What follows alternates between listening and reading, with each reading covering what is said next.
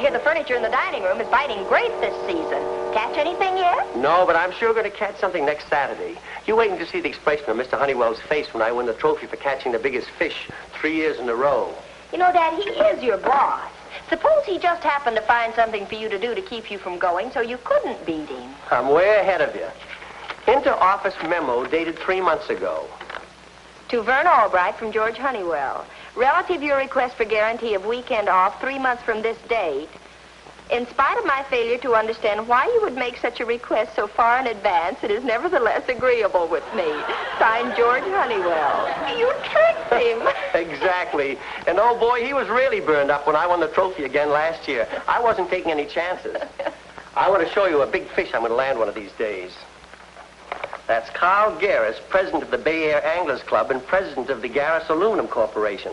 I've been talking to him, and one of these days I'm going to whip up a little fishing party with him and land his account. That's very interesting, but you've got to get to work. Oh, just a second, Dad. I want to ask you about something. Gee, that's a coincidence. Just happens to be right here. What did you want to ask me? Could I have this made into a stole? It just happened that it was in the hall closet instead of your own closet where you always keep it. Now, you have a very nice allowance. Any questions? Goodbye, dear.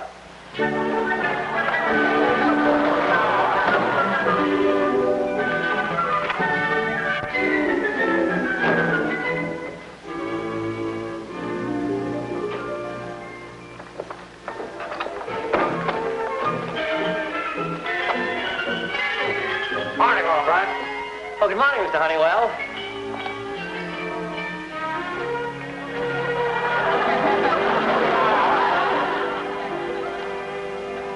What's all this? I thought you'd be surprised. Albright, you hadn't mentioned it, so I knew you'd forgotten it. Listen, Albright, come Saturday, your old boss is going to be up at Lake Pilgrim, Vermont. And this year, I'm going to win the trophy. What makes you think you're going to win? I'm going to be there, too, you know. Sorry, boy, I forgot to tell you. Some new contracts are coming over on one of Mrs. Stegmuller's accounts Saturday. You'll have to stay and sign them. I'm very sorry, my boy. Just like Margie said. Okay, here's a little surprise for you. But Todd's away. Somebody's got to be here to take care of the Stegmuller contracts. Exactly, and you have such a pretty signature. Now listen, Albright. If you don't stay here this weekend, I've got work to do. Everybody picks on me, not only here but at home. I bought Margie a nice fur coat hardly a year ago, and now she wants me to pay for making it into a stole. Margie wants a stole? Now, don't start needling me about that. That Margie's a pretty smart girl. Yeah, a pretty smart girl. Why so interested in Margie all of a sudden? Nothing, Albright. I've decided you're right, and I'm wrong. Good fishing this weekend.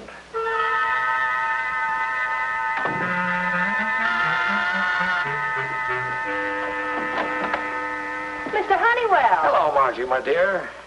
Your dad tells me he wants your fur made into a stole. Is that right? That's right. Well, never let it be said that old George Honeywell doesn't come through in a pinch. I'll take care of your stole. Huh? In fact, I'll buy you a brand new stole. Mink. I hate to be repetitious, but... Huh? You heard me, Margie. All I want you to do is one small favor for your dad's old boss. What kind of a dirty trick do you want me to play on my father? Margie, how can you accuse me of such a thing? Okay, I apologize. Now, what's the dirty trick you want me to play? It isn't a dirty trick at all, Margie. I want you to figure a way to keep him in town this weekend. Oh, I see. You want me to keep him in town so you can win the fishing trophy. Not at all. There are some papers that have got to be signed. Margie! That's Freddie Wilson. Come in. I won't do it. Oh, please, Margie. You don't know how much I've counted on this weekend. Hi, Margie. Hi, Mr. Honeywell. I couldn't do a thing like that against my father. He's counting on this weekend, too. You didn't let me finish. The stole is only part of my offer. Don't you think a whole week off is better than just a weekend? A whole week off? In exchange for one little weekend? What are you talking about? Dad already has 3 of those trophies. He doesn't need another one. That's exactly the way I feel about it. What are you talking about? He's been working hard. A whole week off would be wonderful for him. I don't care how you do it. The sky's the limit. Just keep him in town. Keep who in town? It's a deal.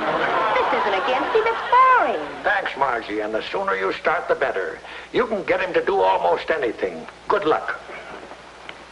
Well, what'll I do? Well, what were you talking about? That man at the Anglers Club. Carl Garris. Freddie, if my father had a Saturday appointment with such an important potential client as Carl Garris, he couldn't go out of town. Hey, stick around. I may need your help. Now, we'll wait till noon when Dad's out to lunch. Good idea? Oh, swell idea. If this doesn't work, I don't know what will. I'll be right back. I have to finish making the beds. Would I help her do something? I don't know what it is. Ignorance is bliss, but I'm ridiculous.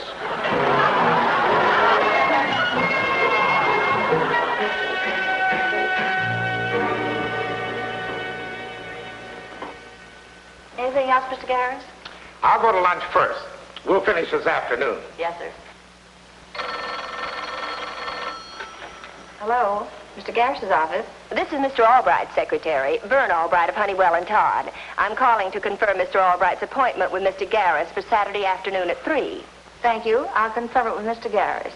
Bye. That was Mr. Albright's secretary, to confirm your appointment with him for Saturday afternoon at 3. Saturday afternoon? Did you make the appointment? No, sir. Apparently you made it yourself, but it isn't on your calendar. Well, I can't remember making a date with Albright. Maybe you forgot to write it down. I planned on going up to Vermont Saturday to the big fishing tournament. This is the first year I've ever been able to make it. I certainly don't remember making an appointment. Look, whatever it is he has to talk to me about can be taken care of today. I'll drop in on him right after lunch and get the whole thing straightened out. Then Saturday, Vermont. Freddie, let go. No, you're going to stop this thing right now. You're not going to call your father's secretary. Give me that phone. Oh, all right, Margie, but I'm warning you, it'll only get you into trouble. It'll keep my father in town this weekend and give him a full week's vacation. That's what it'll do. Hello? This is Mr. Carl Garris, secretary. I'm calling to confirm his appointment with Mr. Albright for Saturday afternoon at 3. Saturday afternoon? That's right. Thank you. You're welcome. Goodbye. Oh, Mr. Albright, Mr. Garrett's secretary just called. Carl Garris, what does he want? Saturday afternoon? I don't have it on your calendar. I don't remember making any appointment with Garris for Saturday. Wonderful, Margie, wonderful. I'll sort of help things along.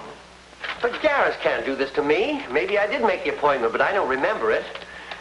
Betty, this may be a little underhanded, but you didn't give it to me. You forgot, understand? I think so. And don't let on to Mr. Honeywell. All right. Oh, hi, Mr. Honeywell. Did you have a nice lunch? Fine, boy, fine. Did you get the message from Mr. Garris? Yes, but how did you know? Well, the secretary called me first, and then I transferred the call out to Betty. I'm proud of you, my boy, proud, putting business ahead of pleasure. But I want to go fishing Saturday. Hello, Albright. Hello, Mr. Honeywell. Nice to see you again, Mr. Garris. Good to see you anytime, Mr. Garris. Let's go in my office. Yeah. All right. I came to see you about that appointment Saturday. Oh, yes, of course. Our appointment.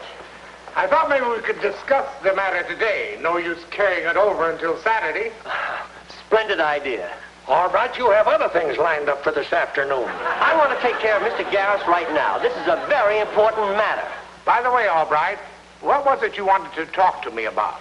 Don't you remember? It was your idea. No. I remember distinctly it was your idea.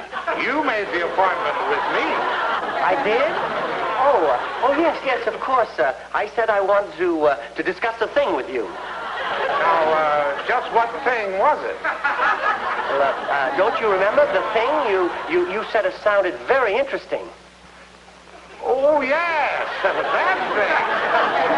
Very interesting. Anything new on it? Oh, no, it's just the same. Good. I'm very happy about it, too. There for a while, I was a little worried about it. Me too, but it's coming along fine. Good. Yes, isn't it, though? Very. Well, gentlemen, it's easy to see that neither one of you is going to say very much about this thing one way or the other until Saturday. Now, Mr. Garris, if you will just keep this appointment with Albright Saturday, everything will be fine. This thing we're talking about is important, isn't it? Oh yes, it must be. Mr. Garris, as a fellow fisherman, you'll be interested to know that I'm going up to the tournament Saturday, and I'll catch a whopper just for you. Mr. Honeywell, I'm so glad you brought up the subject of fishing, especially the tournament.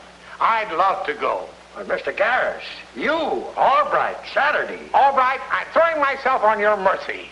I made the appointment with you. I distinctly remember I called you. You did? Yes, but frankly, I'd rather go to the tournament Saturday. Would you forgive me and postpone our meeting until, say, Monday? Oh, would I? You've never dealt with such an understanding person. I'll see you Monday and good fishing. But gentlemen, let's reconsider. Thank you, Albright. Thank you. Yeah, Mr. Garris, you, Saturday, the thing. Don't forget the thing. Goodbye, gentlemen.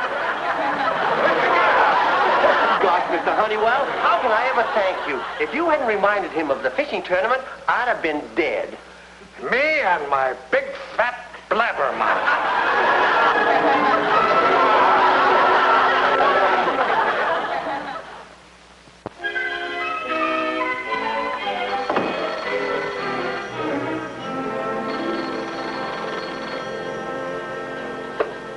Hello? I've been calling for an hour. Oh, Freddie and I have been downtown looking at stoves. It didn't work. Your father is still going fishing. That Garris is such a nut on fishing, he's going up there, too. Time's running out, Margie. You better think of something fast. All right, Mr. Honeywell, I'll try. Bye. Well, I take it something did go wrong, just as I predicted. Trouble. There's no trouble. It just didn't work. Oh, why can't Dad and Mr. Garris go fishing someplace right close to home Saturday? Then Dad could be here to sign those papers for Mr. Honeywell. Freddie, I just said it. As usual, I'm lost. What did you just say? I'll make Mr. Garris think Dad knows a fisherman's paradise no more than an hour from New York. What'll that do? Well, with what I have in mind, if Dad even tries to go to Vermont, Mr. Garris will think he's just a cover-up for the real thing. Oh, Margie, this one really sounds drastic. Freddie. I'll see you in Alcatraz. Freddie. I'm not in it. But I'm going to need your help. Oh, please say you'll help me. Absolutely and positively, no. Freddie, you haven't kissed me for a long time. Well, I hope we get adjoining cells.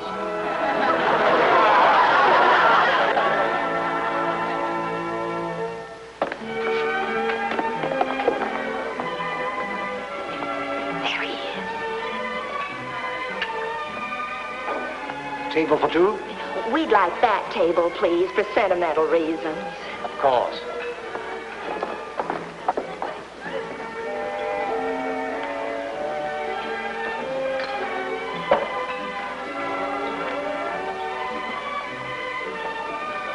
Okay, Freddie, and give it a little class.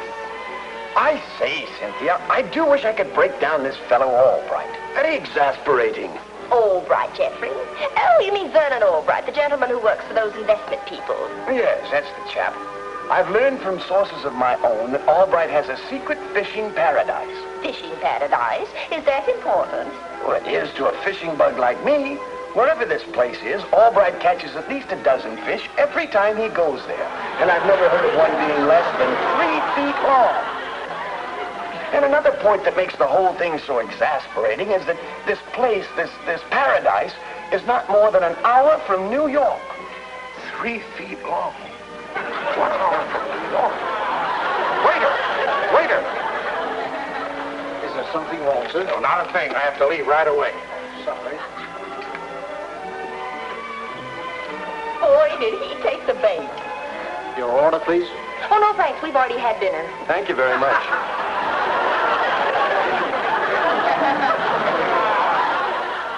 Okay, Mr. Honeywell, how does that check? It's all right. Now let's get to a restaurant. I'm starved. Well, working late, eh? I'd hoped I'd find you here when no one answered your phone at home. Albright, I like you. Well, thanks, Mr. Garris. I like you, too. Yes, sir. We're real pals, right? Oh, yes, of course. And real pals never hold out on each other, do they? Well, no, naturally. Good. Now that we understand each other, come on, pal. Tell me, where is it? It? Well, let me put it this way. Only 1 hour from New York. Does that ring a bell? You couldn't mean Philadelphia. No. Let me give you another hint. 3 feet long? Couldn't be Philadelphia. Philadelphia is at least 4 feet long. Playing it cagey, eh? Well, I overheard Jeffrey talking about it. Jeffrey? Who's Jeffrey? Now, look, Albright, we've stalled long enough. As a pal, I demand to know where your secret fishing place is. My secret fishing place? Yes, where you catch fish 3 feet long, at least a dozen at a time, and only 1 hour from New York. Now, tell me, where is it? I don't know what you're talking about. Albright, have you been holding out on me? Mr. Honeywell, I swear I don't know what he's talking about. Very well, Mr. Vernon Albright. You can forget about Carl Garris and the account you might have landed. So, you got a place like that and you wouldn't let me in on it. You can eat dinner by yourself. Mr. Garris, I give you my word, I don't know what you're talking about. Albright, I heard that young man and girl as clearly as I hear you now. Young girl? Still playing innocent, eh? But please, Mr. Garris. You can keep your secret, but forget about me.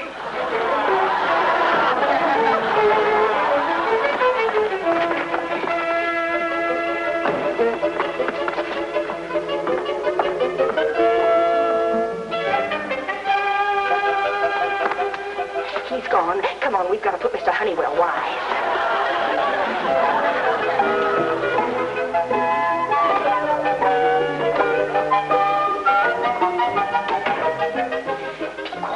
Don't know if Dad's left yet.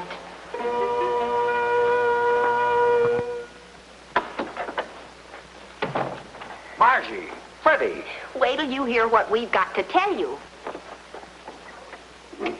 So that's why Garris was here. Margie, I've got to hand it to you. Don't forget our deal, Mr. Honeywell. I get a mink stole and Dad gets a week off, just as long as he stays in town for the weekend. I won't forget. We better keep our voices down. I'll see if your father's left.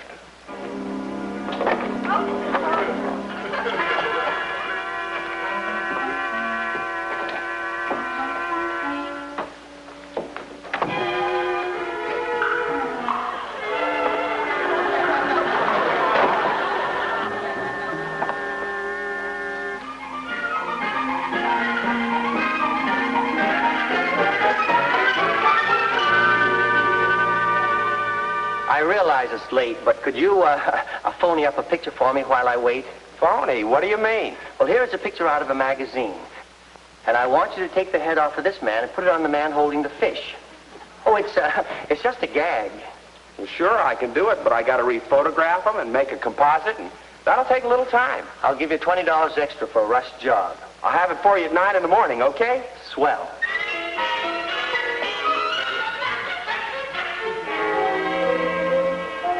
What's the idea? What'd you call me in here for? What are we waiting for? Yes? Mr. Garris is here. Good. Send him right in. All right. What is this important news you have for me? Mr. Garris, I've learned the truth. What are you talking about? The truth about you. I don't know where it is, but I know it's a fact. He wanted to keep that fishing place such a secret that every time he mentioned it, he used my name. That's why you thought it was me. I think this will vindicate me.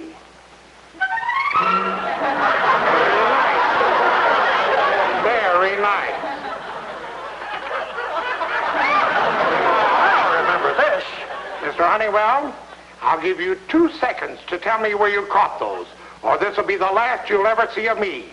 And I guarantee you'll never handle my account. Why, that is... Albright, what are you trying to do?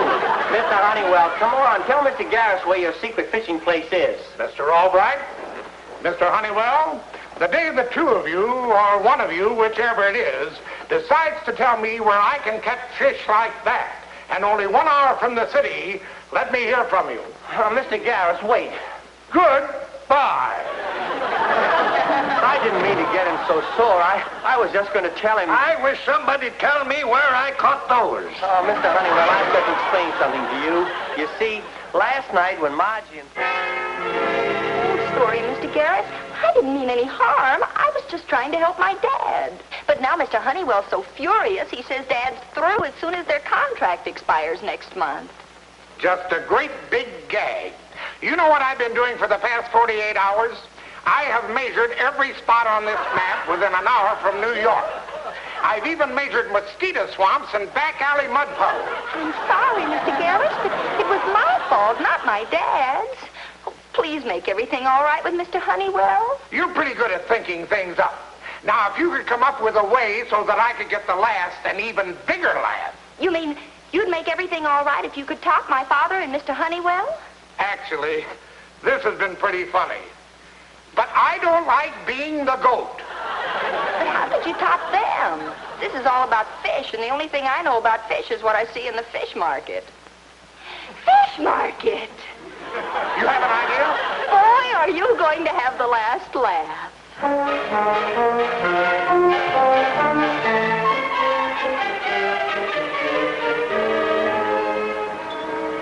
Honeywell. All right. Well, gentlemen, don't look so startled. The reason I asked you to meet me here is because I want you to meet a very happy man. No hard feelings. And your deal with me is as good as in the bag. Did you hear that, Mr. Honeywell? I sure did. You see, your secret fishing place is no longer a secret to Carl Garris. You found it? I don't know how you could have found it. Well, you don't know Carl Garris. Come, I'll show you.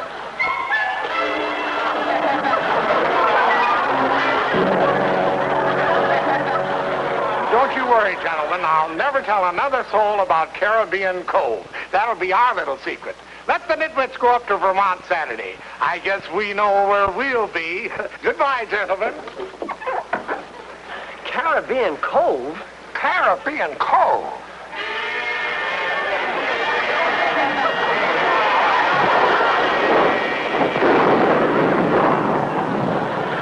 Paradise. All I've caught is an old tire. Oh, what are you griping about? All I've caught is an old corpse, not even my size. Where the deuce are all the fish anyway? I've got a bite! I've got a bite!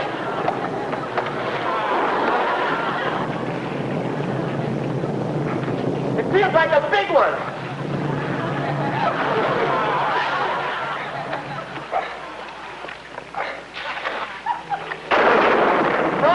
Oh, Mr. Honeywell, I've done it again. I was cinched to win first prize with this baby. Wait a minute. There's a note on his tail. Compliments of Crunchmeyer's Fish Market. From one poor fish to another. Hi, Dad. What's new?